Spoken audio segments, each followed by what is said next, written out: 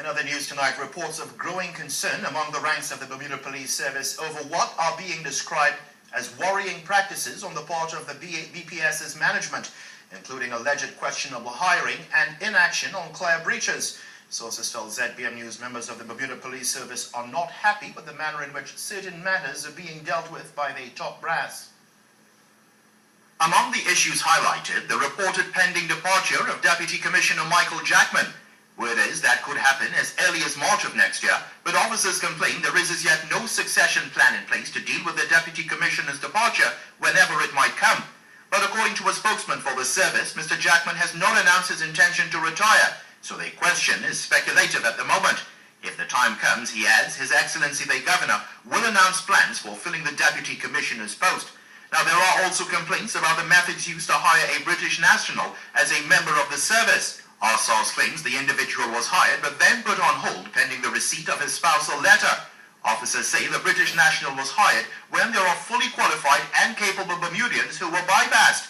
The BPS spokesman, though, confirms a trained police officer from the UK who was the spouse of a Bermudian and does not require a work permit was recently hired by the BPS, but he has not taken a Bermudian's job, and recruiting is currently underway for a planned recruit foundation course in the new year.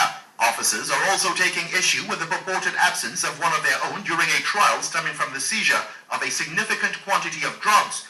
The officer is being described as highly important to the trial, and his absence, said to be without permission, has now led to what they describe as unnecessary increased cost to taxpayers.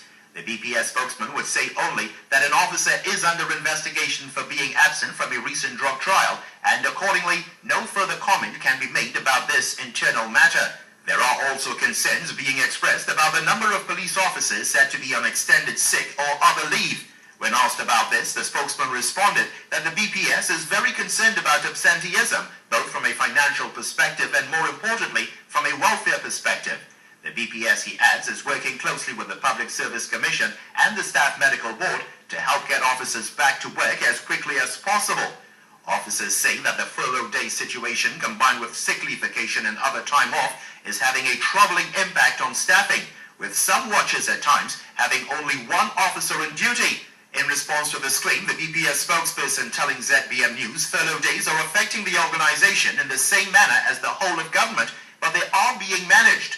Operational effectiveness, for instance, he says, is closely monitored, and officers are routinely moved from other areas of the BPS to ensure that there are adequate resources on patrol. He continues that extra staff are put on patrol during high-demand times like weekend evenings and public holidays, citing as an example a recent weekend when he says there were 20 reserve officers used to complement watch strengths on a Friday and Saturday night. Meanwhile, having heard these responses from the Bermuda Police Service, our sources describe them as window dressing in keeping with the Christmas season and aimed at deflecting from the serious negative effect the issues highlighted are having on morale behind the scenes.